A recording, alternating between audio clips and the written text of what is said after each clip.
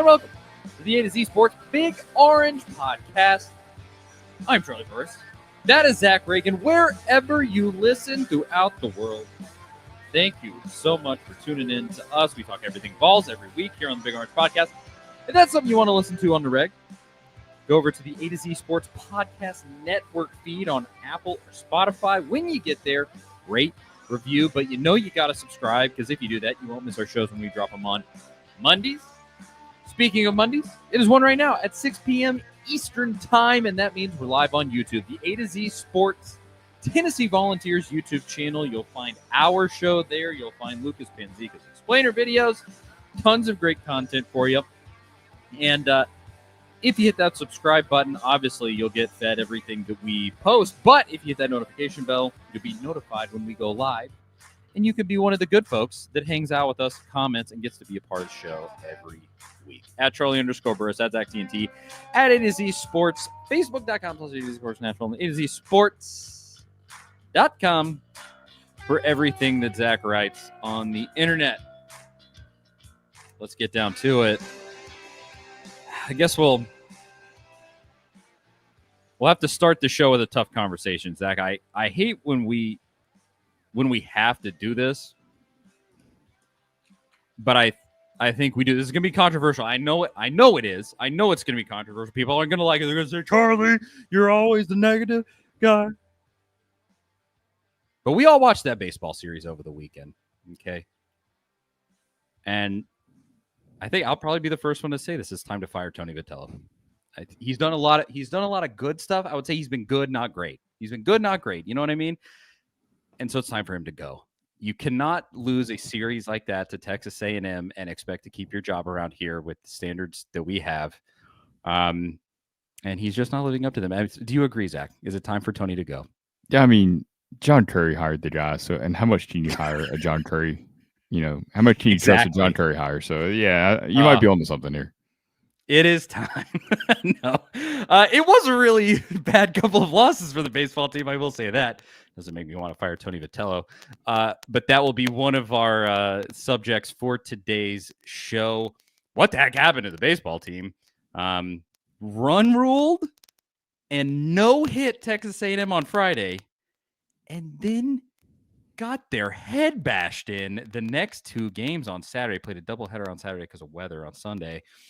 Yeah, we'll talk about what exactly happened there. It was weird. Does it make me want to fire national championship head coach Tony Vitello? No, it does not. So don't go and run and tell your friends that Charlie's already firing Vitello. Otherwise, basketball, plenty of news with the transfer portal. Couple of huge transfers coming in, maybe more to follow. We will discuss all of that. But to start the show, we are back, folks. It is spring football time in Tennessee again, and we're going to talk about everything that's happened. You had to, thankfully, the timing worked out correctly.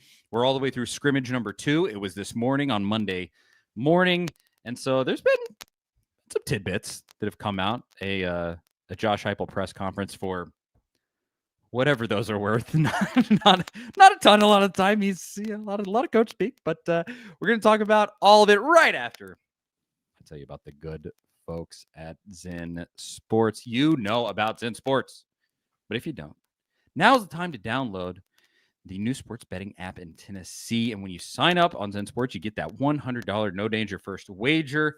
When you place your first bet on Zen Sports, you can be reimbursed for the amount of your bet up to $100 if that bet loses. No other sportsbook offers you a premier sports betting experience with 24/7 top-tier customer support and faster withdrawals like Zen Sports.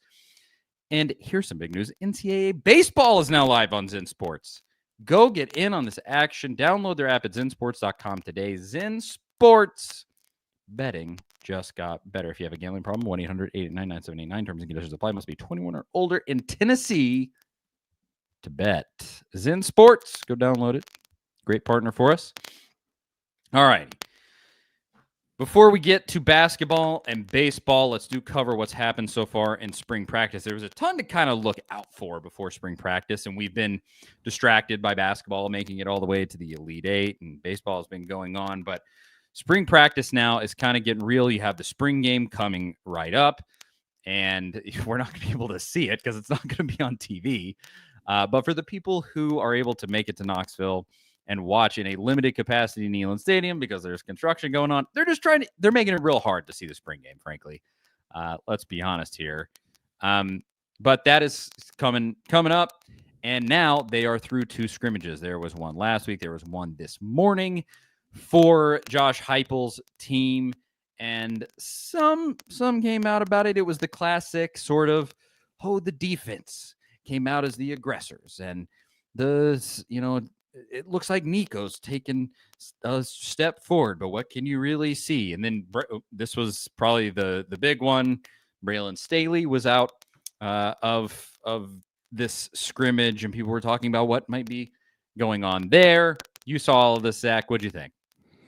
Yeah, it's mostly business as usual for Tennessee in this spring practice. Not a lot of major news, not a lot of major concerns. We had a few injuries. Obviously, Miles Kitselman, went down with a pectoral injury a couple weeks ago, and then Braylon Staley, whatever he's dealing with now, which I think Brent Hubbs over at VolQuest had said it's nothing long term, but he had been missing a little bit of time here lately, which that's a thin receiver room, already when it comes to experience, a lot of talent. I mean, I love the potential of that room. I think, we've talked about this before. It's got a chance to kind of be like that secondary last season where you take a big step forward just because you're so much more talented. But these are important reps for these guys. I know it's just spring practice. I know it's not, it's a different mindset maybe in the spring.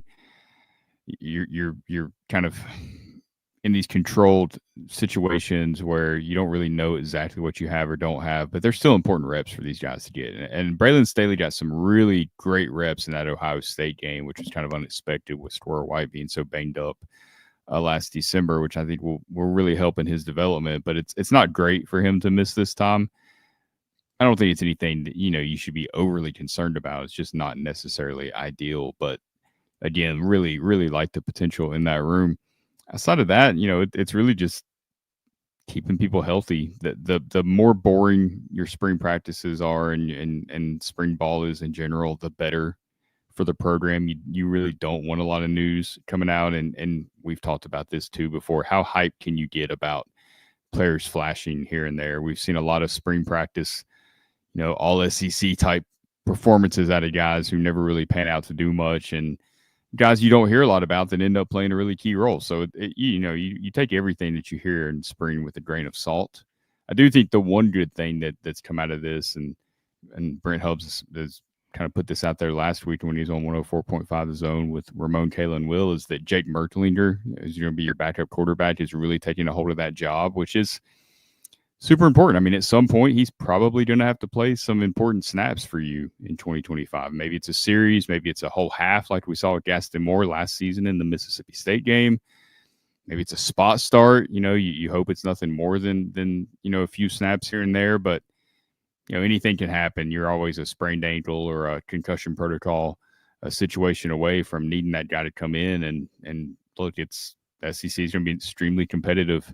Again, we saw last season Tennessee was a playoff team. They were one of the best 10 teams in the country. Regardless of how the season ended, they were one of the best teams in the country. And, they lost to Arkansas, a team that wasn't one of the best teams in the country. But that's how narrow the gap is between some of these teams. And so, you need your backup quarterback to not only come in and not lose you the game, but you might need him to win you the game, right? Like, there's been a couple of situations where, Joe Milton in 2021 against Ole Miss, you needed him to win the game. It didn't happen. Like, sometimes that, and how many times has Tennessee been on the flip side of that? Usually against Florida. Like, sometimes that you just need that to happen. So you hope you don't need Mertlinger to come in a big spot, but it's a really good sign that, he's grasping the offense. Well, he's throwing the ball differently. Apparently they made some mechanical adjustments that's made his throwing motions more efficient and really helped him take his game to the next level. Obviously, adding weight, bulking up, and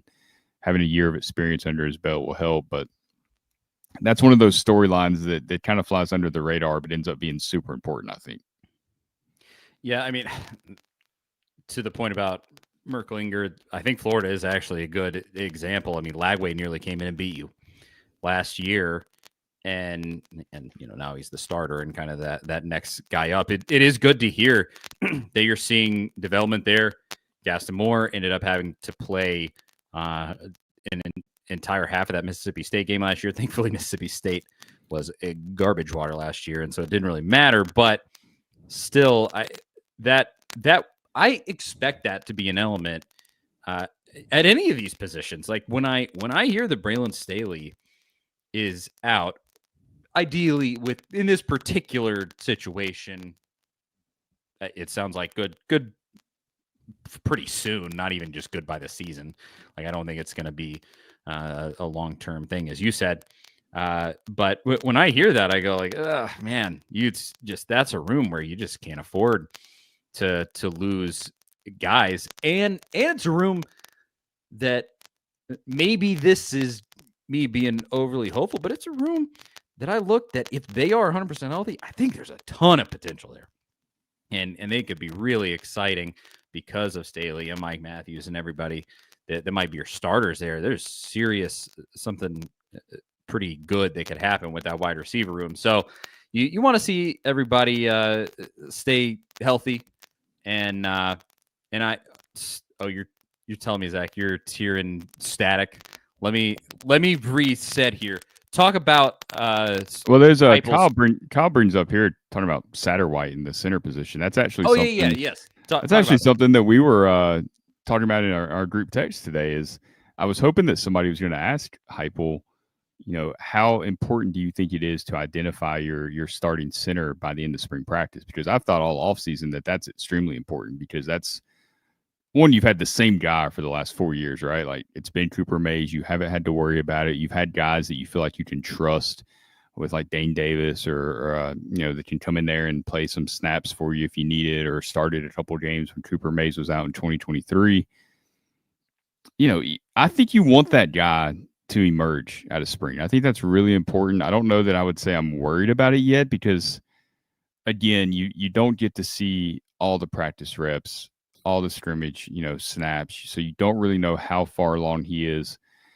There was a lot of praise for him at the beginning of spring practice with the way that he understands the offense and what Tennessee's trying to do. Those are just words.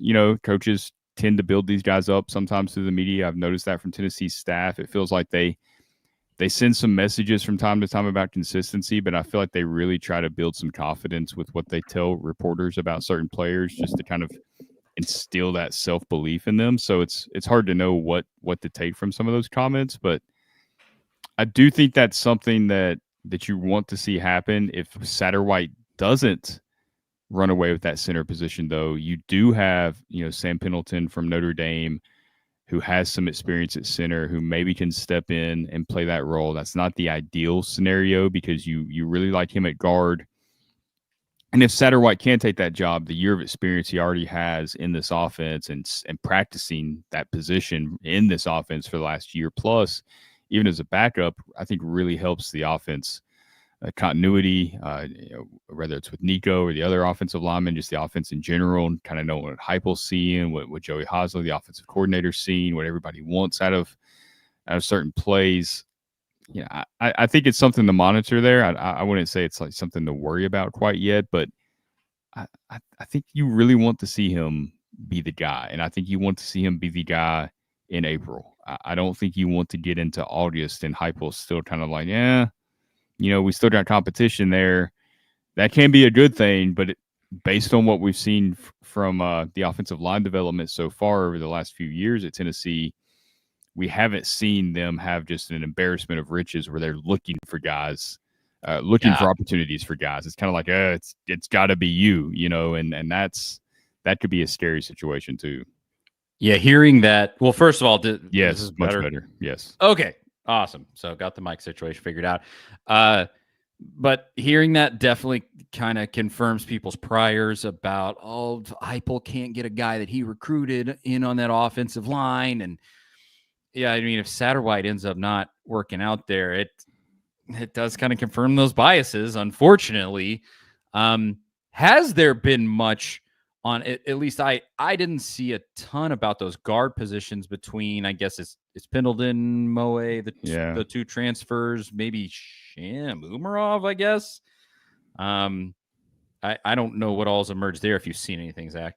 I mean, it sounds like the transfers are kind of going to be the options there, and maybe that's dependent on the center position deal too. You might see some other options emerge if it doesn't work out with Satterwhite there, but I think that's been the plan. I think they're probably the most ready. It seems that way. You're looking for depth behind them. It's I think the right tackle position too is another interesting one where we're all counting on David Sanders to step into that role. In years past, it just wouldn't be a situation where you're like, he's got to be the guy.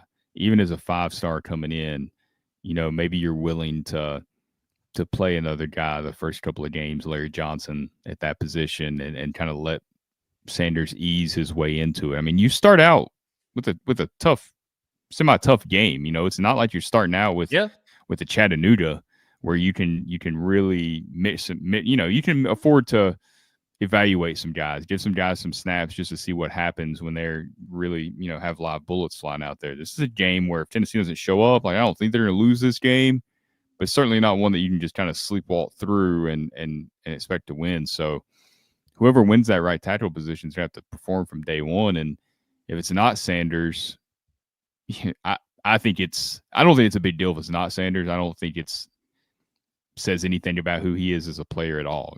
He's still a very young player, no matter how talented he is, but the noise will start immediately. If Sanders doesn't win that job, it's like you got this prized recruit, you beat Ohio State out for him, you probably had to pay a lot of money for him. He can't start from day one. I mean, that's the kind of stuff you're going to hear, which is not something you would have heard 20 years ago, right? And nothing's changed about the job. Nothing's changed about the transition going from high school to college. I mean, it's still a big jump, even for really talented players. If he doesn't, take hold of that job in week one, I don't think that's a negative at all. I think it's just the reality of the situation. So that's something that's going to be a pretty interesting one to watch and see how it unfolds, and really see how Josh Heupel and his staff handle that, because that's not. This is new to them too, just like it is to us. Like in the NIL era, all of a sudden you got to consider playing time, transfer, what other programs start knocking on the door. It's like, hey, I see you're not playing at Tennessee. We'll give you a spot here. And I'm not floating out there that's going to be the issue with Sanders, but those are things that you kind of have to consider now when you make these decisions, which really muddies the water on some of those decisions, I think. I do have to say apologies to Larry Johnson. I forgot about the Secretary of the Treasury, as I like to call him. Yes. Yeah, I hope they figure that out. Obviously, you'd love to know that sooner rather than later. Kenny asks, how about the pass defense? I think everybody kind of wants to know about your Isaiah Campbell. I'll say Heupel, I think it was the interview he did with Mike Keith, which, first of all, that Mike Keith show is awesome. If he's such a pro. He's just such a pro. He's the absolute best. And the interview with Heupel was good, but of course Heupel was kind of Heupel. He's still pretty coach speaky even when he was with Mike Keith. But that interview with John Gruden was so good. So just pulled stuff out of John Gruden that I've never heard about Gruden's time at Tennessee and these great stories about Johnny Majors and all this stuff. It was so good. So awesome. I just, it still makes me so happy to the absolute core of my soul that Mike Keith is the guy. And then he's not just calling games. He's like all in. That's yes. The best part. I mean, they already have him down there pumping out that sweet content for all of us to take in. I mean, it really is great. If you haven't listened to that stuff, I highly suggest it. But as far as pass defense goes, I was going to say, I think it was that interview with Heupel where he specifically mentioned Josh Josephs. I mean, it would be awesome if he could kind of take over where he left off from last season. And I mean, if you can just have some dogs on the perimeter and then on the inside, your Bryson Easons, maybe Isaiah Campbell could be an immediate contributor. I think you have enough guys that maybe you're not going to have to just hope a freshman does well there. I don't know if you heard anything on the pass rush. Yeah, well, I think the pass defense there. It's all like complimentary football, right? I mean, it's got to start with that defensive line, like you're talking about, and I think Josh Josephs is the guy that you're looking to take a big step and really step into that James Pierce role and be the guy that that teams have to game plan for that opens up stuff for everybody else. You hope Caleb Herring too can kind of reach his potential and be one of those guys. I mean, I think they've got to see James Pierce and see the opportunities. You know, he's going to be probably a first round pick. I know his draft stock's been kind of all over the place, and the draft world is such a weird deal these days where it fluctuates. It's so volatile. Like you hear one little report and it drops a guy supposedly, and there's a lot of misinformation gets thrown out there, but still the opportunity is clearly there. If you excel at Tennessee, scouts are going to notice, teams are going to notice, they're going to give you a chance thanks to guys like Byron Young and James Pierce. But you know, as long as Rodney Gardner's there, I think you trust this group. You've lost a lot of leadership. Omari Thomas, you know, moving on, that's a tough one. Omar Norman Lott was a really dynamic player that I think should have played more snaps. I know Tennessee likes their defensive line rotation, and I think that is smart, but I think that's a guy that is disruptive as he was. You would have liked to have seen get on the field a little more. Maybe that'll – I know some NFL teams had some questions about that too. I think maybe that will perhaps alter Tennessee's approach a little bit more moving forward, where you get some of those more dynamic players on the field more often, take advantage of their talent. But I think there's still some good depth. I think you've just got some guys that are coming up that have to prove themselves and have to go out and be those guys. I mean, that's kind of like the wide receiver room. You've got the talent, but that's just on paper. You still have to go prove it on Saturdays. But if that group can play well, and they have to play well, I think, for this team to really reach its potential, because the loss of Jermon McCoy, you know, at cornerback, you don't know when he's going to be back. You're a little thin there at the cornerback positions. You're going to need some young guys to step up there. You know, you've pretty much moving Caleb Beasley to safety. You're hoping that can provide a different element to this pass defense, and that he can really be a dynamic player in that back end, as he's a talented guy, and getting him on the field in any way, I think, is a positive. And Jason brings up Jordan Ross. That's another guy that he's going to have a huge opportunity to be a premier pass rusher for this team. And you know, you just got to step up and do it. You've heard some good things about the way he works, but again, it's spring, and you hear these words like I kind of talked about with you know, the offensive line and some of those other positions. They like to build these guys up and give them some confidence, but you just have to go prove it on Saturdays in the fall. And it's guys can flash all they want in spring and fall practice, but you got to do it in the SEC games, and we just got to see them do it. I mean, that it's kind of a vanilla answer, but that's the reality of it. Is you don't really know until they're out there. You can hype them up all you want, but you just got to go see the results. And we'll see more with the spring game. Again, it's this weekend. It's the 12th. If you're not able to make it in person, you can listen on the radio like it is 1934. First, I don't. The spring game on the same weekend as the Masters. That's seriously, man. A tough one. Well, and does it not lead you to sort of like they're going to get rid of spring games, right? It does seem to be trending that way. I know a lot of programs are very much in favor of that. I think it's trending towards getting rid of spring practice altogether and moving towards an OTA minicamp style deal, maybe in May.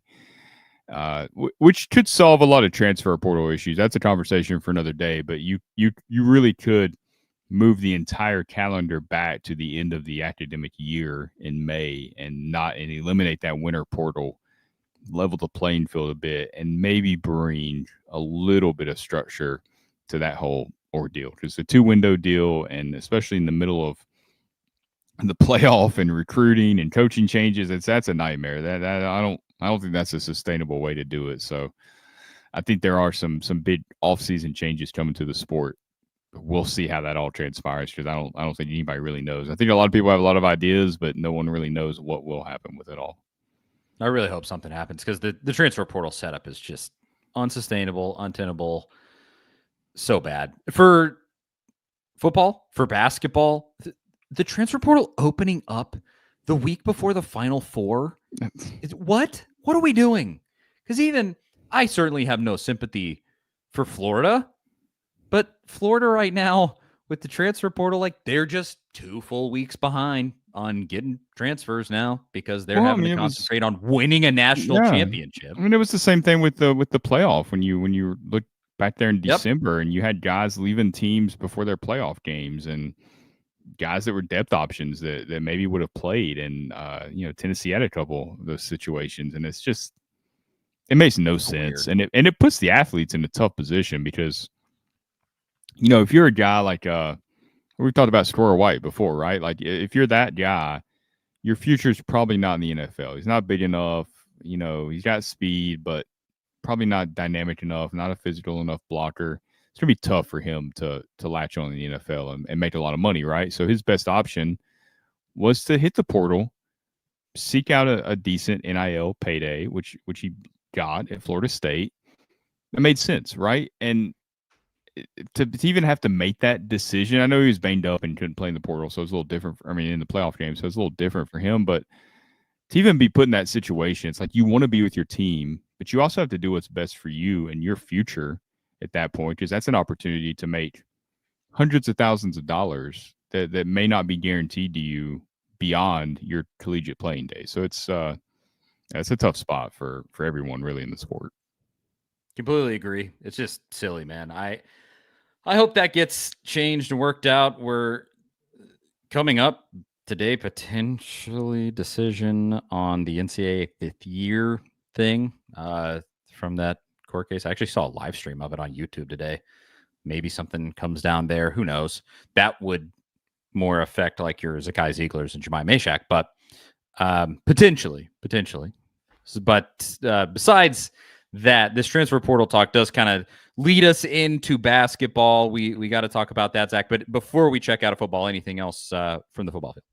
Yeah, not really. I thought it was interesting that Heupel kind of, he was asked about his feelings on this wide receiver depth, which we touched on earlier, and if he's going to look for anyone in the portal. And he kind of gave the generic, we'll evaluate that as it comes. But it's pretty obvious if you look at Tennessee's depth chart, they could use some more depth at wide receiver. But, how do you find that, right? Like they lost their depth guys to programs like USF and Florida State and Purdue, where Nathan Laycock went. And, the guys that you're chasing to fill depth are going to be interested in programs like that are hitting the portal right now. And you can't promise these guys playing time, right? So, my thought is, do you pay above market value for a backup player?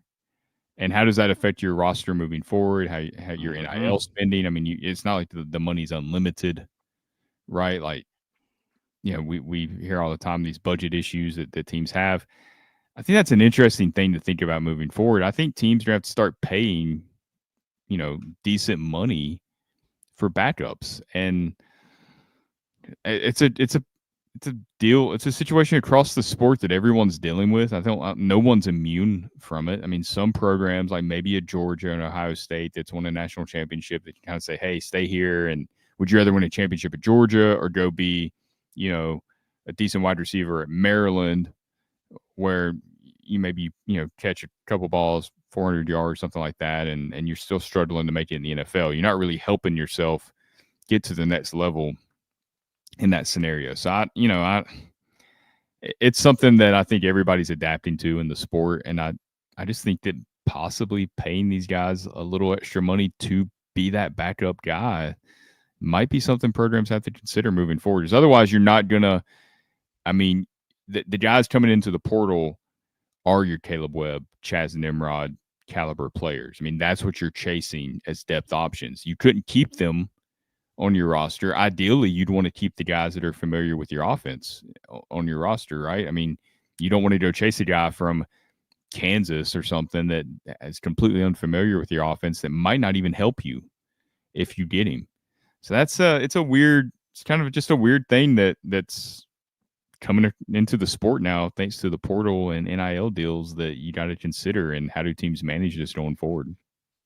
And maybe it leads you into that conversation. Everybody's been having it since, a couple of weeks ago when Andrew Luck fired the Stanford head coach as the general manager of Stanford football.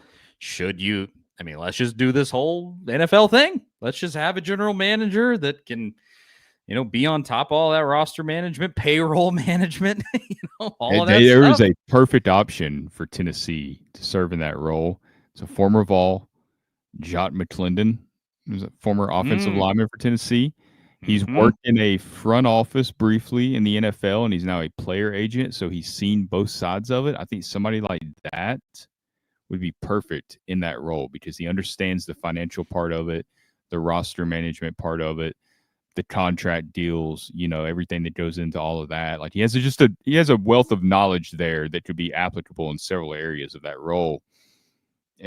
I'm sure there's other people serving that role too. He's just the guy that stands out. He's a former Tennessee player and the roles he's had as an agent. But somebody like that, where that's all they do, I think you almost have to have that, honestly, moving forward, because it's just such a huge undertaking for a staff. And if you've got a director of player personnel and kind of these roles that you've had that are maybe expanding now because of the portal, it's just too many voices in the room. I think you need one singular voice that's kind of, supplying you with all this information, and then you can make decisions from there. We'll see. Strange times for everybody. I mean, we're about to talk about all the transfer stuff with college basketball. It's been an insane transfer window, and times they are a changing, as the great Bob Dylan said. So let's talk about basketball now. Kyle's over here in the comments saying 2 great pickups for the basketballs. The Vols. Tennessee obviously lost to Houston, who is now playing in the national championship game tonight. I guess I'll ask you super quick, Zach. Who's winning tonight? Put you on the record. Florida. I think it's Florida. No, it's out Houston. I mean, what they did against Duke. Yeah. I know everybody's kind of like crapping all over Duke for melting down, and they should. And nobody wants to see Duke win anything, but Houston made that happen, right? So Florida's it's probably a little over the top in terms of how to say this, but Florida's kind of living on bought time a little bit. Now, they convincingly beat Auburn. They are an incredibly impressive basketball team, and I hate it. It makes me absolutely physically ill. I cannot stand the fact that Florida has done this. But that Texas Tech game, that UConn game, like they skirted by, especially that Texas Tech game. You had to have Walter Clayton Jr. perform a miracle. Well, this guy's been performing miracles throughout the tournament, so I don't know what. It's true. He was phenomenal. I mean, one of the all-time Final Four performances against Auburn. He laid down the law against Bruce Pearl in that one. And he's the only reason they beat Texas Tech. Yeah. Yes, the singular reason that they beat Texas Tech. I think Houston has a major coaching advantage. Ton Golden literally won his first NCAA tournament game 2 weeks ago. It's not like he has been there and done that. Kelvin Sampson has been to multiple Final Fours at multiple schools. I think this is Kelvin Sampson's time. And I'll say they have the defense. If you can get after Walter Clayton and be physical with their big men, I think Florida, as good as their offense is, they could have a hard time scoring the basketball. And if you can turn it into a little bit of the game that Florida had in Thompson-Boling Arena, I mean, Tennessee just kind of beat them up and won by 30 in that one. So I'll say Houston wins this one. I'm rooting for Houston, obviously, and I do agree that I think they have the major coaching advantage. Sampson's one of the better in-game and creative coaches in the sport. Yes. But yeah, it's just Florida when they're clicking, they're hard to beat. Maybe they'll have a bad shooting night. We'll see. It would take something like that, but Florida does. They have some of just those ancillary dudes like Hauk, however it's said, Haugh or something like that. That guy, it's just like he's not really that good overall, but he just makes shots when it matters. That's what he did in that Auburn game. It's kind of like, honestly, with this sort of magic that they performed, it sort of reminds me of Tennessee's baseball team last year. It's like that Texas Tech game was sort of the Florida State game for them. And it's like, you gotta have luck on your side a little bit to win a championship sometimes. And Walter Clayton is your Christian Moore. And you just have some of these guys, like maybe that Hauk guy is sort of Kirby Cannell. It's like it's the 8th inning. You're in a tight spot, bring him in because he's going to get you out of it. And they just, man, they made it happen. I hate it so much. But I'll say, I cannot stop how mad I was after that Texas Tech game where I was like, these guys do not deserve this. Dang it, Texas Tech, you idiots. Texas Tech really let us all down. Oh, but God. to be fair, that like you Clayton just throwing up shots that what do you do? And they're just going in. I mean, he's just dribbling. He's running to the 3-point line and just throwing it up as soon as he turns around and it goes in. I mean, there's not much defense for that. And realistically speaking, that probably saved us from Bruce coaching in a title tonight, which I know there are Tennessee fans who, for some reason, root for Auburn or whatever. I couldn't be me, but you can stay over there. But it did save us from Bruce playing a national title. So at least Houston gave us someone we can root for and feel good about, because it wasn't going to feel good rooting for Duke. It makes me feel better about getting smashed by Houston, and Kelvin Sampson, a guy you can definitely root for. He deserves it. Go out there and win it. But with Tennessee basketball, you're onto the transfer portal now, and you grabbed a commitment from Jacoby Gillespie, who is a guard from Maryland. He was part of the Crab Five, as everybody called it this season with Maryland. That starting five for Maryland was really good, and taking one of their best guys is great. Their best dude, Queen, is going to the NBA, and I think you got a really good guy in Gillespie. Thankfully, it just so happens that he's from Greenville, Tennessee, it's probably right down the road. Got him, and he didn't follow his coach. What, Villanova? Yes, and I mean, Kevin Willard's got to be, kind of shedding some tears there, because I think we'll talk about this in just a second. You might be taking a second guy out of that starting five in Rodney Rice. So, but Jacoby Gillespie, he just looks like a really solid scorer for you. Specifically, I think shoots 42% from three, something like that. He scored 17 points in their final game of the season against Florida, and I think he's just going to be a dude for you. You're losing potentially. I guess we don't exactly know the outcome of that whole fifth year rule and everything, but I would say if I'm a betting man, you're losing Zakai Ziegler and Jordan Gainey. And so you got to replace that scoring. And I think you're doing that here. If you get Rodney Rice too, you're definitely doing that. And then a really fun addition, and probably the one that I like the most, it's in terms of like ratings of a player, not as good as Jacoby Gillespie, but you took a big man from Vandy in Jalen Carey, a guy who roasted you twice this season, once on Vandy's home floor, once in Thompson Bowling Arena. Combined, I think he went for 32 points and like 17 rebounds against Tennessee in 2 games this season. So you get Jalen Carey. I like this pickup a lot because it's an aggressive big man. It's a mentality in a big man that you simply didn't have this season. I think if you had JP Estrella, he's a little more in that lane, but ideally next season, you'll have JP Estrella back. Apparently Felix Okpara, maybe he was considering leaving, but there kind of was an announcement made through the media that Felix Okpara is staying for another season. Like, I don't think anybody thought he was leaving for the NBA, so he must have been thinking about transferring, I think. Well, I guess that's always, right? Like, you're always on the market now. Exactly. Everybody's a free agent at the end of the year. Oh, 100%. And I would still wonder if like Cade transfers or something like that, where that room's a little crowded now. We saw that last year with Adu and who else was it that left? Somebody else, who it's Toby Awaka. Yeah, Arizona. Yeah. So I mean that's certainly a possibility for sure. But I like still the kid from Vanderbilt. You still a kid from Vanderbilt, and that's always fun, especially when it's one of their really good players. But we talked about how Tennessee kind of needs that aggressive big man presence. I think that was something that they were missing at times that can really help you. Like, you got to have shooters. I mean, in today's game, you have to have shooters. You have to have really good shooters, and you can't afford bad shooting nights and make NCAA tournament runs. But when you go through those stretches when the shots aren't falling, it's nice to have a big guy that you can go to.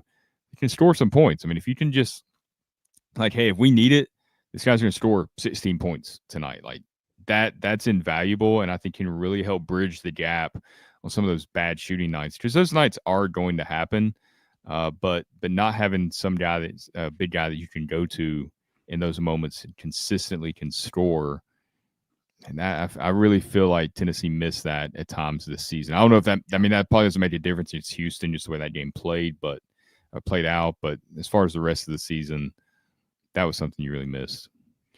I would say with Jalen Carey, when he was on, he's assertive with the basketball. He'll take the ball to the hoop. You did not have that this season with a big guy. It's awesome. He does not stretch the floor with shooting. He's a pretty poor three-point shooter. It's nothing like that where he's kind of a stretch four.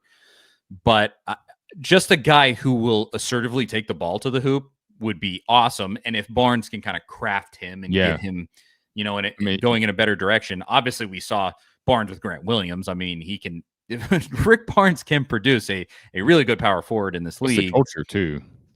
Yes, exactly. So I like that pickup a lot. If he can take a step forward, average like 8 or 9 points a game this season.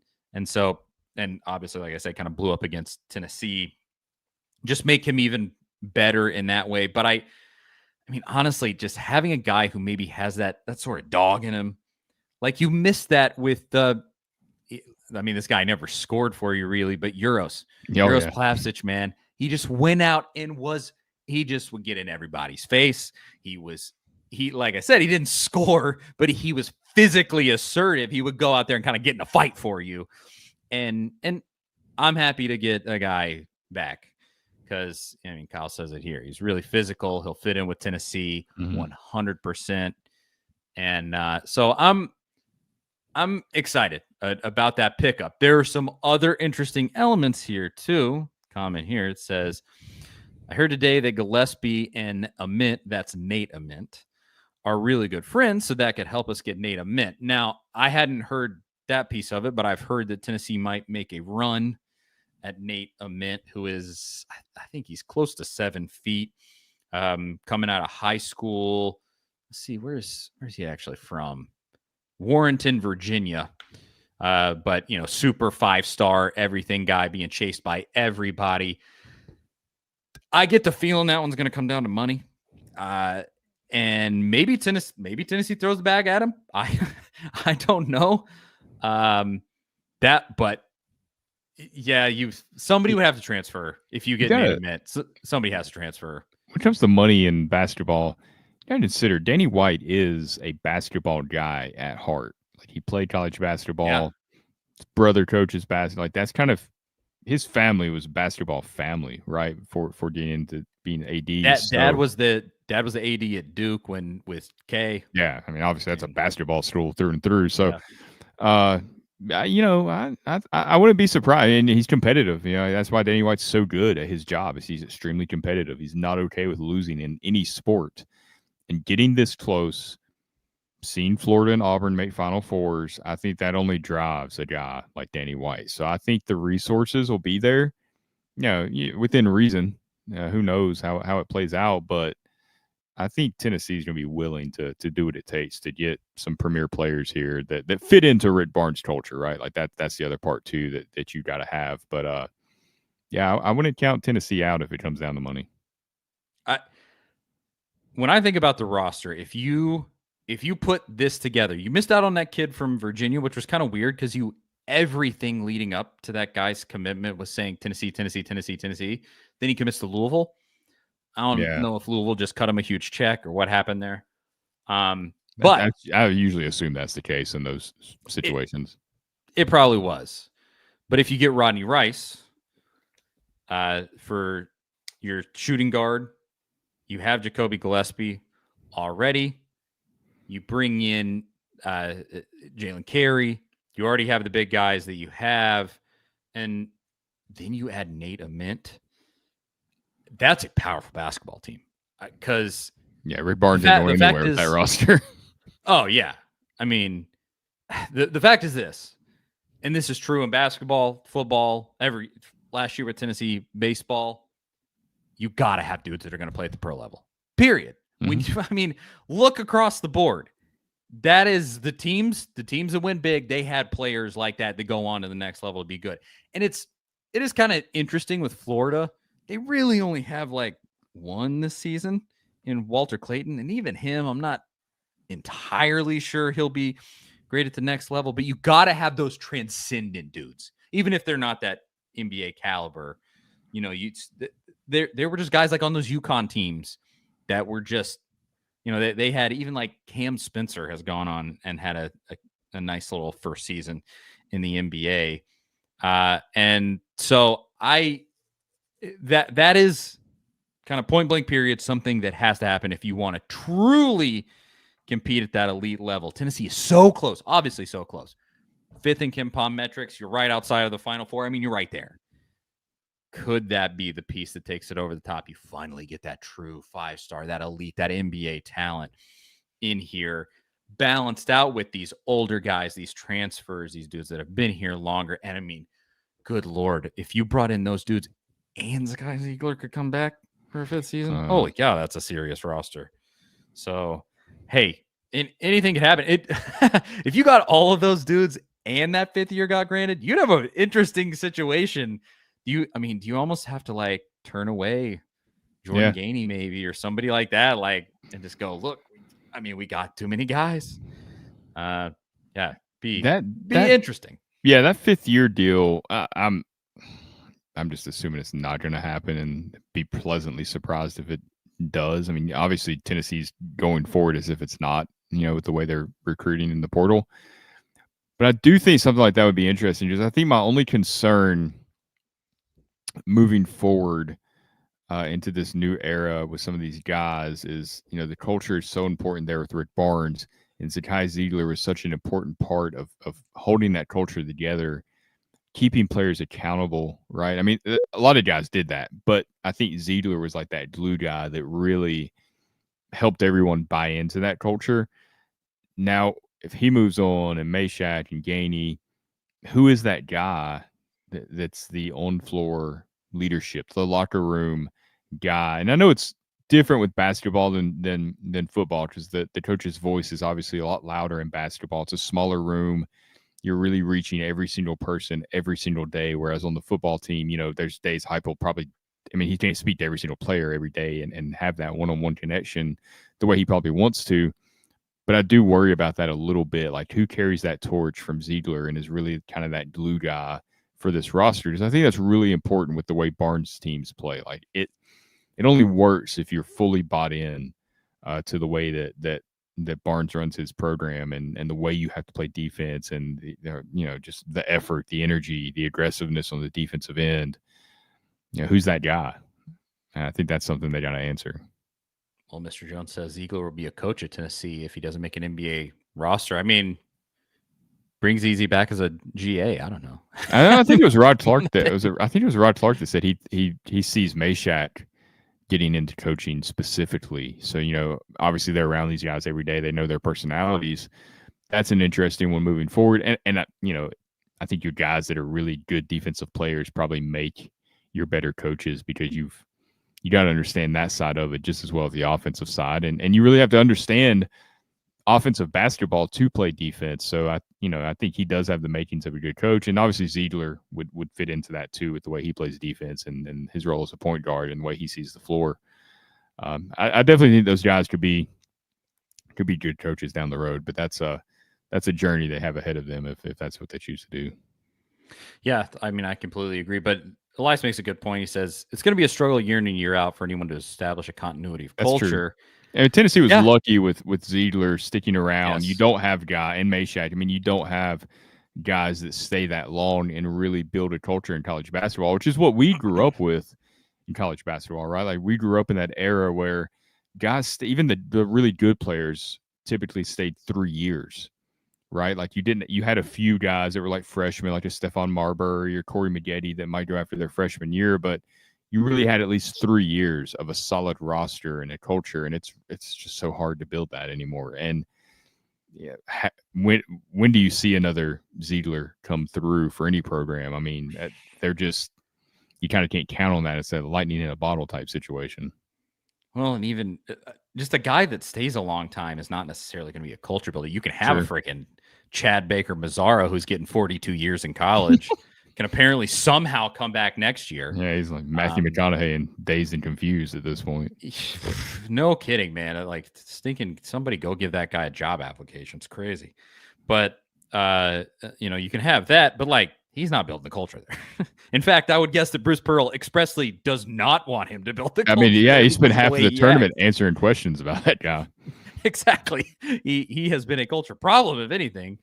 So, yeah, it's lightning in a bottle when you can find a guy like Ziegler. Man, he's so special. And with that said, you can also find a Walter Clayton Jr. who he came from Iona. He was a nobody. Well, I believe he played for Rick Barnes at Iona. Like he was just that guy, and then suddenly he's the best college basketball player in America. And I don't think that Todd Golden has built some sterling culture there at Florida. Let's judge from his actions. I don't think he's done that. But he's put together maybe the best basketball team in this country this year. So I think you have the potential here to get in 3-4 guys that could be total game changers that could immediately build you back up to where you want to be. And that's really exciting. I think it seems like they're in a good spot for Rodney Rice. Obviously he played with Gillespie, and you have to wonder with any of these, is it just going to be a money thing? I've said, frankly, to be competitive, thinking of like Rick Pitino, you've heard this offseason, some of those, like those Big East schools where that's like all they do is basketball and they have some pretty rich alumni, $10 million is going to be NIL. Is Tennessee going to throw $10 million at this thing when football is floating out there where you have to throw? I said it earlier. I mean, this was months ago, maybe, where your NIL budget's getting to $50 million a year. Well, it seems like it's just support everybody, significantly increasing each year because everybody's trying to top each other. And with no salary cap, and maybe that comes in the future, which gets into potential CBA, which is really all that can really bring structure to this sport. And good luck ironing that out with how many voices there are in college sports. But yeah, I think you're always going to have a program. Somebody's going to be willing to outbid, right? Like somebody's going to be desperate or aggressive in the portal and wanting to make a splash, and they're going to throw out an insane number, and suddenly that becomes the standard. I mean, you're already seeing, it was On 3 today, had an article about kind of the transfer portal NIL market and where that stands, and the top end for every position was right at like $2 million. And that's right there with football at that point as far as non-quarterbacks. I mean, you're seeing wide receivers and edge rushers get $2 million a year, the top one. So that's where it's going. And to build that kind of roster, starting 5, I mean, you're looking at $10 million minimum if you're getting premier players at each position. So I think that's, the top end of it right there. Is, can you do that? Is that doable for Tennessee with where they're at with women's basketball now? Because you're chasing transfers. You want to give Kim Caldwell everything that she can have to be successful. And in football and baseball on top of that, it's going to get pretty expensive. Yeah, well, Kim Caldwell's putting together a nice roster too. Got some really good players coming in. So that's kind of the long and the short of it. We'll obviously keep everybody up to date, talk about the moves that Tennessee basketball makes, but you have the potential for something a pretty nice. Who said it in the comments here? Not rebuilding, but reloading.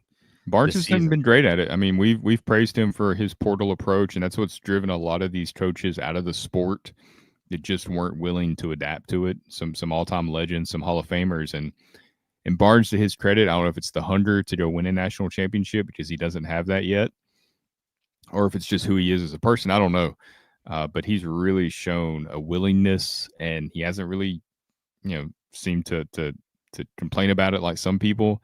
He's embraced it and just, went all in with it. And he's done really well, year after year, going and getting these guys and plugging holes with guys that fit his system. And, look, I know they came up short of the Final Four this year, but to go to back-to-back Elite Eights, that's pretty impressive in this era of college basketball. For sure. Just keep it going. We'll talk about it all. This is interesting. Elias says Texas A&M has become the coaching incubation chamber for Maryland basketball. That was a weird move The Could Buzz happen. Williams.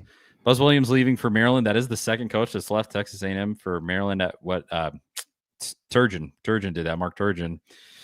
Well, Buzz will be there for what 3-4 years, and then he'll be elsewhere after that. He doesn't stay anywhere for long. He's a bit of a nomad. Yep, that's what he always does, and it always kind of goes slightly sour right there at the end, and he goes, "All right, peace. I'm going somewhere else," and he's done that at like 4 schools now. So they made a upstart hire. Bucky McMillan could be good. It's one of those where it's just like, well, you just gonna have to see. Florida hired Todd Golden, and I was like, who? And they're playing in the national championship game. So, yeah, you never know. When it comes to coaching searches, and I've said this for a long time, I hate the term home run hire. You see it all the time. That's a home run hire. And if you go back and old takes exposed half of those tweets, or more than half, they usually don't age well because no one really knows, because so many behind the scene things matter. That term alignment, I know it gets overused and it's cliche, but it is the most important thing, I believe, in having success at any program. Because just because just because Josh Heupel's doing well at Tennessee doesn't mean he could go to, a program that doesn't have that kind of alignment and have success. Like, it's just, everything's got to go right. And sometimes that place is the place for you where you can have success. I mean, Philip Fulmer might not have went to, Auburn and had the same success he had at Tennessee, just because that was the right place for him. So you really never know how a hire is going to work out until we see it in action. Yeah, truly. And with that said, yeah, we'll find out what happens with the transfer portal here soon enough. Now, let's finish with a Tennessee coach who I would say he's probably on the hot seat. I think he's got to be he's closing in on hot seat territory. that is Tony Vitello, who is not on the hot seat, but did have a weird weekend with baseball. So Texas A&M comes to town, and they've just been so bad this season. They brought back almost that entire roster. Then I think Gavin Grahovic got hurt and is out for the season, like a pretty brutal injury there. But they still, they got mashers on that team, some serious talent, but then it seemed like it hasn't aligned with the coaching. Michael Early's gotten kind of raked over the coals because the other Schlossnagel left, and Texas has been really good to this point so far. And they're already like talking about firing this guy at A&M. So they come into town, and in that first game, you just destroy these guys. No hit. For the second time this season, Tennessee throws a combined no-hitter with Liam Doyle as the starter, who had to leave the game while he was throwing the no-hitter. Yeah, they end up just shutting it down. Dylan Loy finishes it off. Dylan Loy's having an amazing season. But they no-hit these guys, 10-0, run rule, just absolutely everything, and everybody's looking and being like, wow, this is rock bottom for A&M. This is a sad, sad state of affairs. They are not even competitive. Absolutely pathetic. Then comes Saturday. And Texas A&M, I guess maybe it was just having their pride so badly damaged by getting run ruled and embarrassed and no hit and all of these things, where suddenly they woke up and they had, was it 11 home runs in 2 games against one of the best pitching staffs in America in Tennessee, at least to this point in the season. They have been so good, and Texas A&M the bats woke up and everybody was just jamming, and Tennessee got blown out in both games. They got run ruled in one of the games. Tennessee got run ruled on its home field. When was the last time that happened? Just a crazy out of nowhere sort of turn of events. With that said, Texas A&M was in such a desperate spot where they just had to be looking for anything at all, grasping at absolute straws for some sort of positivity that this is not good, but baseball's weird and just strange stuff like this can happen. It was also games back to back. Like, I feel like if you played them on Sunday, you definitely have a better game in that third game if you had a whole day in between, but you just had to wait an hour in between games, and basically they already had momentum and they were mashing on you. I don't put a ton of stock in this, but it is weird that your first SEC series loss in more than a year comes against what is one of the worst teams in the league right now. What do you think of this? Yeah, I mean, I didn't really bat an eye too much. It was kind of like, oh wow, they're getting their tails kicked today, and that's rough, for Tennessee, especially after Friday. But yeah, kind of like you, like I don't know, I don't think much about it because baseball is like that at times. And you go Friday night, like Tennessee's riding high at this point, and I think no matter how much of an edge you try to have, it is hard to sustain that just kind of killer mentality when you're beating everybody. And hit that team, you run rule them. It's like, man, we're cruising right now. We're hitting on all cylinders. And when you have that mentality, that's not good. Like you're leaving yourself susceptible to getting beat. And on the flip side, like you alluded to, A&M, like they're still talented players, right? Like these guys are getting paid to play SEC baseball. I know they have some injuries, but these are guys that they've been the best player on every single team they've played on their entire lives in some really competitive areas. These are good baseball players. And at some point, when you hear the outside noise, a switch might flip and you don't go out there overthinking things. You just go play. You just go compete. And that's when anybody's at their best, when they're not, their mind's not clouded with all this other nonsense. They just go out there and play. And I think you had a Tennessee team that was riding a little high, wasn't as fiery for that game and as competitive as Texas A&M was. And also, like you said, it was one day where, once you get hit in the mouth, it's almost hard to flip that switch immediately and respond. I mean, if you've like grown up in the travel baseball era, you've seen those days before. It's a Saturday, this team just gets knocked around. They come back Sunday and they win every single game, and they go through a loser's bracket or whatever, and they come through it, and it's like a completely different team. And Tennessee didn't have that chance to kind of start fresh the next day because of the way that was scheduled with the doubleheader. So I think that just kind of, to me, it's like one day of that performance, and it just happened to be 2 games because of the doubleheader. So that's the other reason I didn't put a whole lot of stock into it. And really, it's not a bad thing. They dropped down to number 5 in the D1 rankings. This team is still who they are, right? Like they're playing without one of their better players still, with Keelan out. You've beat some good teams. You're not a different team all of a sudden because you lost to A&M.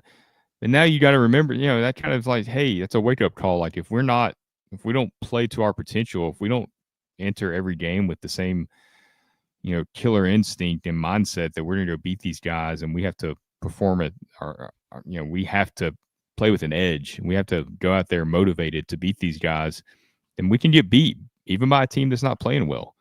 All these guys are on scholarship too, like I said. So sometimes these losses aren't a bad thing, especially in baseball, because it's real easy to kind of get in that groove and kind of forget the kind of mindset you have to have. So especially in this sport where losses like that don't really impact, what you're going to do in the postseason, and the rankings in baseball really don't matter.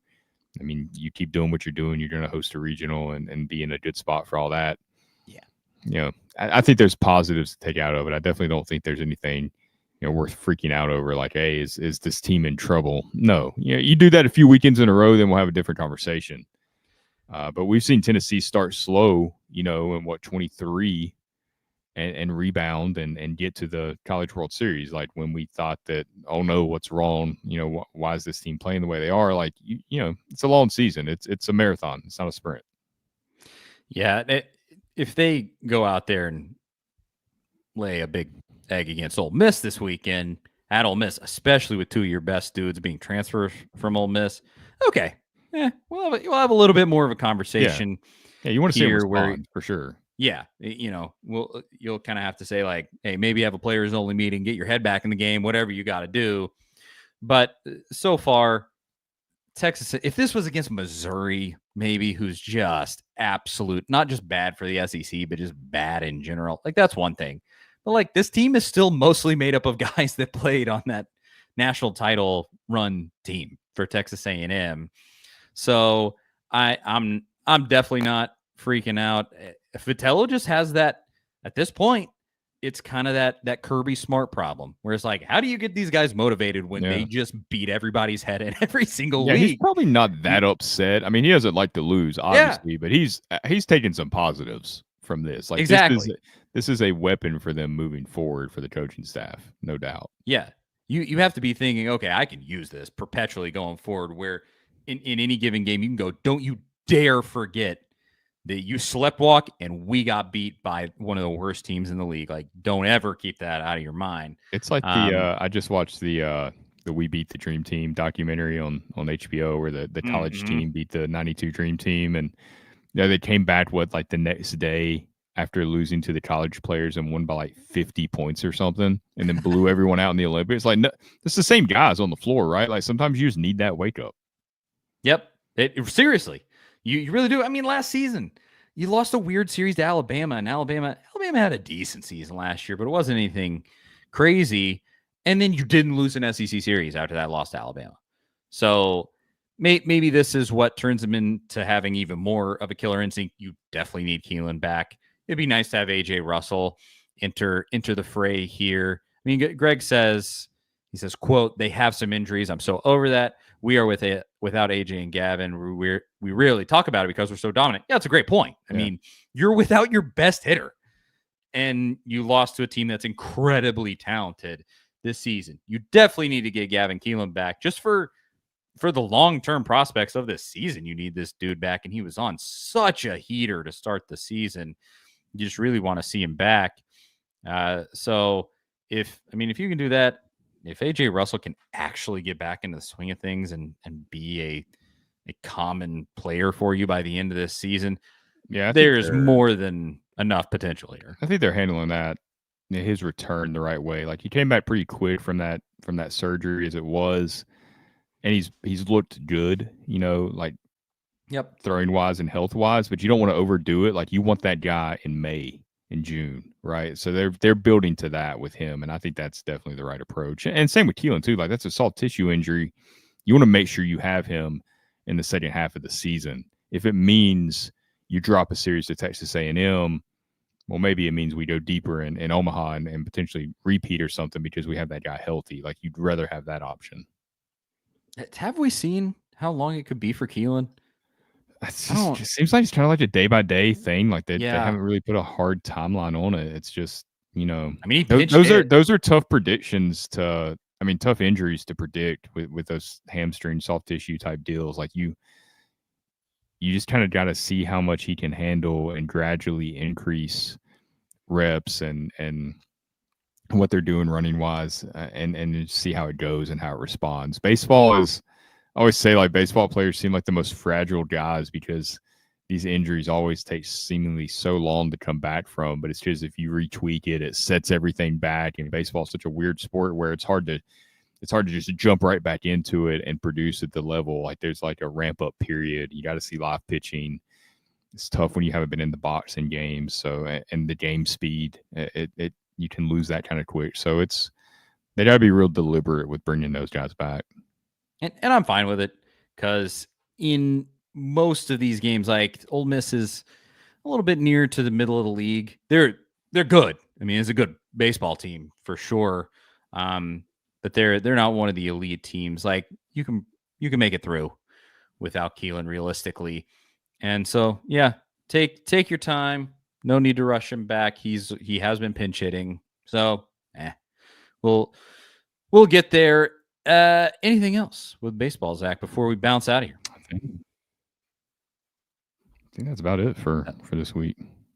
That's a show, man. I am Charlie Burris. That is Zach Reagan. Game No Bueno said, damn it, I'm always late. I'll have to rewatch. Sorry. We have been going for an hour 10 already, and we kind of covered almost everything there is to talk about Tennessee sports this week. I wish I had more for you. Charlie Burris, Zach Reagan, the A to Z Sports Big Orange Podcast. Thank you. As I always say, to everybody for watching, for tuning in, for weighing in, for being a part of the show, commenting and hanging out with us. We always appreciate it. We couldn't do it without you. You know where to find us. Subscribe, notification bells, all those things. And we will talk to you next week. See you guys later.